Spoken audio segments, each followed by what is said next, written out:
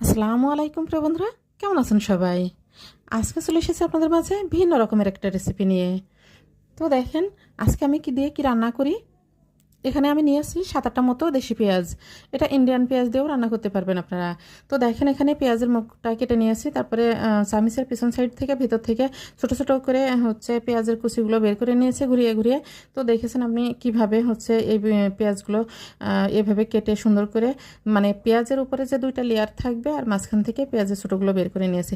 তো দেখেন, এখানে আমি 2টা ডিম নিয়ে আসি, ডিম 2টা ভেঙে নিয়েছি, সামান্য লবণ দিয়ে ডিম 2টা গুলিয়ে নিয়েছি। এখন আমি ডিমের মধ্যে মানে পেঁয়াজের মধ্যে এই ডিমগুলো দিয়ে দেব। দেওয়ার পরে হচ্ছে কড়াইতে আমি তেল বসিয়ে দিয়েছি গরম হওয়ার জন্য। এই তেলের মধ্যে আমি পেঁয়াজগুলো আর ডিমগুলো মানে সিদ্ধ করে নেব। পেঁয়াজও সিদ্ধ হয়ে যাবে, সাথে ডিমও সিদ্ধ হয়ে যাবে। তো দেখেন, আমি এখন ঢেকে দিচ্ছি একটা ঢাকনা দিয়ে। ঢাকনাটা উঠিয়ে নিচ্ছি, দেখেন কি সুন্দরভাবে সিদ্ধ হয়ে